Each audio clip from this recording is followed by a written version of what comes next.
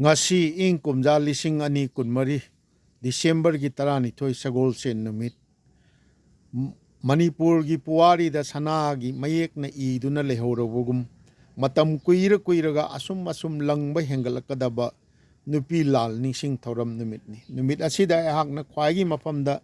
thamjagadoriba si adungai 1939 da Manipur gi nupi singna British gi mayok ta hokiba akanba iho adubu ohowa gi paudam khara ni paudam masi aihakna ijaraga 2015 da phongjakhiba LEEKHIDRIBA WAAREE NINGTHOUJAM BINOY SINGH gi punsi amadi janeneta irabot ki ihou lalauda yumpham oiba haiba akhoigi layoibi khraba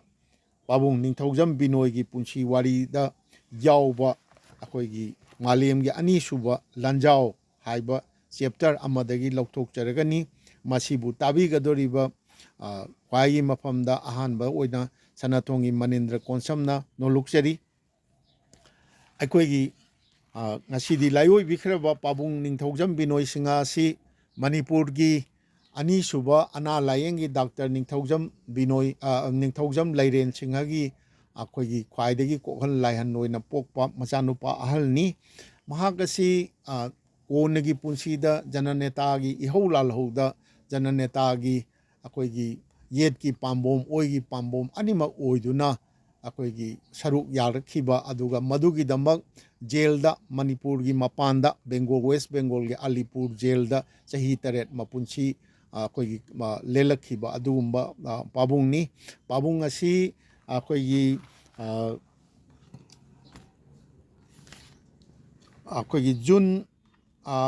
June gi tang ahum 1925 ta pokpani aduga layoibi khibana August 13 akoigi 2014 dani pabung gi punsi pabung na poklakpa 1925 ki June asi June gi ahum asi dagi akoigi nupi lal thokhiba 1939 gi December asi tharagadi akoigi matam aduda pabung asi masagi chahi 13 hela aba 15 changsil aba pakhang macha aduni aduga pabunggi punsigi woikhriba tungda laiba punsigi magi character singsi tawre haraga pabung matam aduda khoigi samajgi da thuiba leibaki Manipurgi mafam singda kari da thuiba singsi koichat chatna khoigi puning sangna yengba kadauba adugumba miyoy amani haibasi chapchana khangba ngami pabungna recording ta aina recording tawjabani pabungna nupi lalgi maramda ani suba lanjao gi maramda jananeta irabot ki ihou lalho gi maramda haibiraba sing adu tha manga taruk changna aina audio recording tawsinjare raga pabungna haibi basingdu da yumpham oireraga akoigi wari historical record sing thijaraga ariba record sing thijaraga khara akoina phangjaba khangjaba khara hapchinjaraga akoigi thamjagiba wafam sing achini aduna masigi lairik likhidriba akoigi wari haiba sigi chapter ama oina yauriba malemgi ani suba lanjao haiba asi da yauriba nupi lalgi saruk sing asi ai pathok chage masida pabungi mamit magna uhouba nupi lalgi matam du thokhibada tauriba sing adu mayek singna khara makhaidi khangba ngami haina laujai ado masigi manungda akoi yauriba nupi lalgi ga mari leinaba saruk sing asi ai pathok chage malemgi ani suba lanjao Ichel kankhatlakhiba Manipur puwarigi ithak iraiga Naga mapangi nupamacha Binoy na pakhang macha phagatlakibagi tinki laiki rakhidaba punsigi ithak iponga amata oina chentha minnarakhibagum thoklabi September gi tang 1939 da Maharaj Surachandbu pokpi mama sija moirang them chanu Lalita Manjuri nongakhi Sana konungi hapta kangjaibung lampak ta oiramgadra top samrak kapki makhol du taki Imphal akoibagi leikai khungang khuding top ki makhol na ninki inkhatlakliba Binoy gi thamoida khanki ningthau haibasi kaya da chauriba 1939 gi December tha da haukiba nupi mayam gi ihau nupi lan thengnarai karigidmakno haibadi khanglamde ꯂꯩꯀꯥꯏ ꯑꯍꯜ ꯂꯃꯟꯁꯤꯡꯅ ꯉꯥꯡꯅꯕꯗꯒꯤꯗꯤ ꯇꯥꯔꯝꯃꯤ ꯃꯅꯤꯄꯨꯔꯒꯤ ꯆꯦꯡ ꯃꯈꯩ ꯃꯌꯥꯡ ꯃꯔꯋꯥꯔꯤꯁꯤꯡꯅ ꯂꯩꯉꯥꯛꯀꯤ ꯑꯉꯝꯕꯁꯤꯡꯒ ꯃꯥꯟꯅꯔꯒ ꯃꯄꯥꯟꯗ ꯊꯥꯗꯣꯛꯈꯤꯗꯨꯅ ꯆꯦꯡ ꯇꯥꯡꯕꯗꯒꯤ ꯍꯧꯔꯤꯕ ꯏꯍꯧꯅꯤ ꯆꯦꯡ ꯇꯥꯡꯕ ꯍꯥꯏꯕꯁꯤ ꯀꯝꯗꯧꯕꯅꯣ ꯀꯔꯤꯅꯣ ꯍꯥꯏꯕꯗꯨꯗꯤ ꯈꯪꯂꯝꯗꯦ ꯃꯄꯥ ꯏꯕꯨꯡꯉꯣ ꯗꯣꯛꯇꯔ ꯂꯩꯔꯦꯟꯒꯤ ꯑꯆꯧꯕ ꯀꯩꯗ ꯍꯥꯏꯗꯤ ꯀꯩꯗ ꯑꯩꯈꯣꯏꯒꯤ ꯐꯧꯒꯤ ꯀꯣꯠꯇ ꯃꯇꯝ ꯄꯨꯝꯕꯒꯤ ꯑꯣꯏꯔꯕꯒꯨꯝ ꯐꯧ ꯄꯩꯗꯨꯅ ꯂꯩꯔꯝꯃꯤ ꯑꯗꯨꯅ ꯕꯤꯅꯣꯏꯒꯤ ꯃꯐꯝꯗꯗꯤ ꯃꯅꯤꯄꯨꯔꯒꯤ ꯅꯨꯄꯤ ꯆꯥ ꯂꯤꯁꯤꯡ ꯀꯌꯥꯅ ꯍꯧꯔꯤꯕ ꯏꯍꯧ ꯑꯃꯁꯨꯡ ꯅꯨꯄꯤꯁꯤꯡ ꯑꯗꯨꯒꯤ ꯃꯇꯨꯡꯗ ꯃꯤꯠꯀꯨꯞ ꯅꯥꯍꯨꯝꯁꯤꯡꯅ ꯃꯇꯝ ꯄꯨꯝꯕꯗ ꯂꯦꯞꯈꯤꯕ ꯅꯨꯄꯥ ꯆꯥ ꯀꯌꯥꯒꯤ ꯃꯇꯧꯁꯤꯡ ꯑꯗꯨ ꯀꯨꯝꯍꯩ ꯑꯃꯒꯨꯝ ꯀꯣꯏꯆꯠ ꯆꯠꯇꯨꯅ ꯌꯦꯡꯂꯝꯃꯤ ꯏꯝꯐꯥꯜ ꯀꯩꯊꯦꯜꯒꯤ ꯑꯀꯣꯏꯕꯗ ꯂꯩꯔꯤꯕ ꯀ꯭ꯋꯥꯀꯩꯊꯦꯜ ꯁꯤꯡꯖꯃꯩ ꯎꯔꯤꯄꯣꯛ ꯊꯥꯡꯃꯩꯕꯜ ꯈꯨꯔꯥꯏ ꯂꯝꯂꯣꯡ ꯀꯩꯊꯦꯜ ꯀꯣꯡꯕ ꯀꯩꯊꯦꯜꯒꯤ ꯃꯆꯤꯗ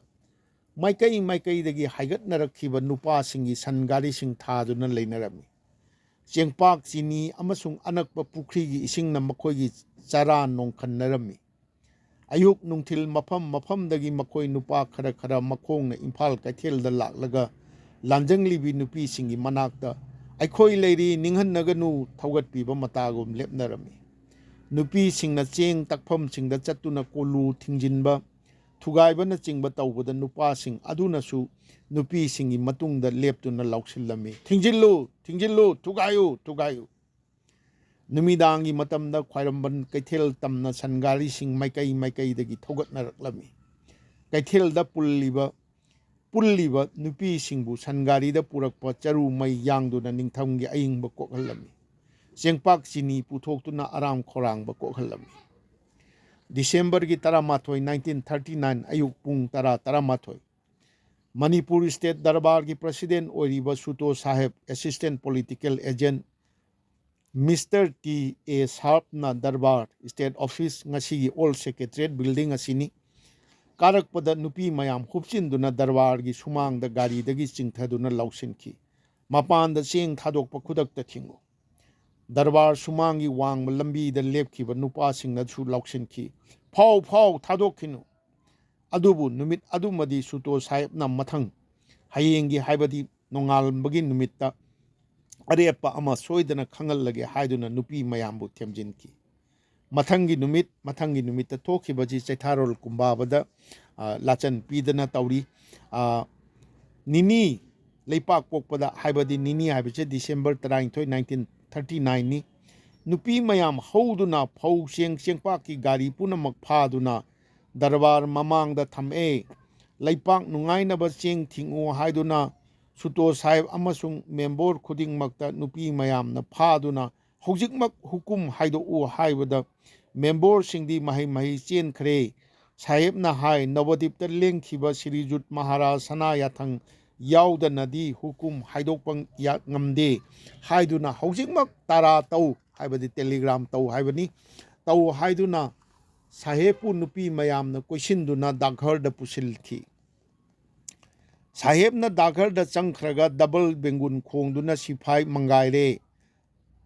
ꯄꯜꯇꯣꯟꯒꯤ ꯁꯤꯐꯥꯏ ꯃꯌꯥꯝ ꯂꯥꯛꯇꯨꯅ ꯅꯨꯄꯤ ꯃꯌꯥꯝ ꯑꯗꯨ ꯇꯥꯟꯈꯥꯏꯔꯦ ꯑꯗꯨꯗ ꯁꯤꯐꯥꯏꯅ ꯁꯪꯒꯤꯟꯅ ꯊꯤꯟꯗꯨꯅ ꯅꯨꯄꯤ ꯂꯩꯄꯥꯛꯇ ꯇꯥꯔꯦ ꯍꯥꯏꯗꯅ ꯆꯩꯊꯥꯔꯣꯜ ꯀꯨꯝꯕꯥꯕꯗ ꯌꯥꯎꯔꯤ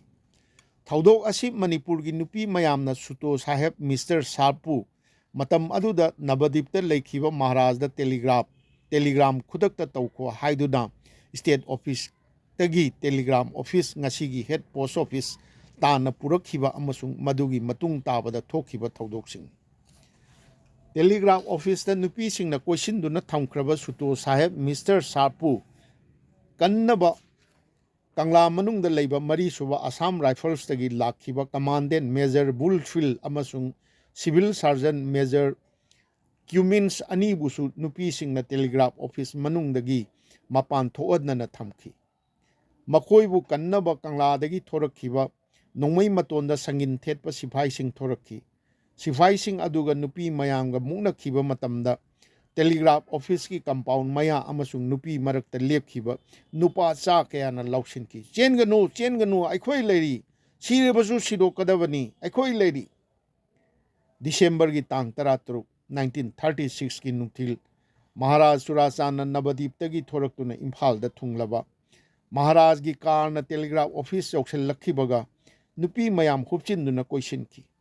ममांगै मतमदगी हौना लेबाकी निंगथौबु लाइमकनि खन्नदुना किनरकपनि मफम मतम खुदिंग इकाई खुमनबगा लोइनना हंगोइना चटनरकपनि अरापदगी फावबा ममांग समदुना चटप ngamnaraktabani निंगथौना मनिंग तौबदा कनाना करी येतप ngamnarakखिदबनि अदुबु नुमित अदुददी मणिपुर की नुपी सिंगना महाराज न तोंगलप कार अदु कोइसिलगा लाउसिनखिबा खोलाउसिंग अमसुंग चथखिबा थौओंसिंग अदुदी अंगकपगी मतौनी चथखिबा थौओंसिंग हाइसि महाराज चुराचंदबु कार दगी सिंधगी हाइबा भावबा इबा लाइरिक अखोई थेंगनजै कयाम कदाई भावबा चुम्बा चुमदबा मदुदी खंगजद्रे नुपी सिंह अदुगी थौदौबु लांगतकना लापतकना लंबी की मताई मसी द येंगदुना उनखिबा नुपा मसा सिंगी मरकता नागा मपांगी पाखंग मसा बिनोयसु यावरमी मसी कोइगी मसी पाबुंग बिनोयसु ममित बंगना उहोवो पौदम सिंगदु थंबीरंबदगी अखोइना अहांगना थिजिनजरगा रेकॉर्ड सिंग अदु अफंगबा रेकॉर्ड सिंग अदु हापचबनी अदुगा हाइरिबा थौदोक्सी अखोइगी लायोइबिग्रबा ओजा झलजितसु माजु उहोवी हाइदना अदुगा नुपी लालगी ngasi अरीब फोटो सिंग करी सिंग थेक्नरकपदा अखोइगी अखोइगी टेलीग्राफ ऑफिस द मयाम पुल्लगा तौबगी फोटो सेइसदा उ पाम्बी अमदा नुपा मचा अमा काखटपा उइ मदुगी नुपा मचादो अखोइगी ओजा झलजित आई ओइबरा नत्रगा आई मरु ओइबरा आई हाइदना जु माना जु तंबीरमनी याम नुंगसीबा थौदोकनी मकोई मतमदुदा पाखंग अखोइगी पाबुंग बिनोइदी यामना मतिक मथौना लेबा कैनोनी मागी पुंसी वारीसी मयाम उची कॉपी बाजार दा फंगिबरा चेना लमाई चहुंगा निफू निथोई पानबा लाइरिकनी फोटोग्राफ अरीबा फोटो न चिंगबा मयाम याव लाइरिकनी मसी बाजार दा आई सामक्तदी लेजदरे मसी मागी इमुंग मनुंग न पुंबीबा लाइरिकनी मसी लेरगदी अमतंग पाहंजनिंगी मसीस्ता अखोइगी जननेतागी मरु वाफम चिंग कया चिंगना चिंगबा अयाम्बा यावरी डिसेंबर की 1939 टेलीग्राफ ऑफिस थोखिबा अमसुंग था अदुगी तरातरुक नुपी मयाम अमदी महाराज चुराचांदगी मरक्त थोखिबा थौदोकसिंग अदु ममित मगना उहोरबा पाखंग मचा बिनोयगी थमोइदा पुंसीगी ओइना मुनाइररोइदबा ममी कया ताहलखिबा थौदोकसिंगनी नवेंबर तांग तरुक 1949 दा महाराज चुराचांद नवदीप नोंगाखी मपाबुंग महाराज न नोंगाखिबगी नोंगानबा नवेंबर की तांग 8 1941 दा मजाइबुंगो अहल अखोइगी बोधचंद्रना सिंहना मणिपुर की फंबाल काखी हारिबसी अखोइगी महाराज चुराचांद महाराज ना 1941 की नवेंबर तांग तरुक लेखिदबसी अखोइगी नुपी लालगी थौदोक 1939 की डिसेंबर द थोखिबा वोइतारगसु मतमदुदा हाना निंगथौनी का हाइना अखोइगी हाइदे लापना लेरसु निंगथौगी ममांग सप्तना ममांग सप अखोइगी समदना Chatap भावबा ngamnaramdabadu nupi lalgi matamdudi mahakna laena tawraga tabasida magi karsida nupi mayamna hupchillaga mabu hekta angakpa mongda aina haijagre akoigi kanagumba ahal lamanchingna takpirambada lariktasu akoigi keno chingthadana maharaj ekta nupi mayamna masa paidana chingthaba kardagi chingthaba thodok thokki hai madumak यामना महाराज चुराचांद की मफम दसु थमोई सोकपा अमा मदुगी Lyman ओइरंबसु याय कायना ताकपिरंबा कायनो अहल लमनसिंग थेंगनसगी मसिनी अहागना अकोगी इजगीबा लीखिद्रबा वारी कौबा पाबुंग निंगथौजम बिनोय सिंहगी पुंसी वारी biography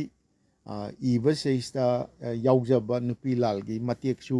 ngasiगी numitsidा ख्वाइगी मफमदा थमजनिंगदना थमजबनी मसीबु ताबीरिबा ख्वाइगी मफमदा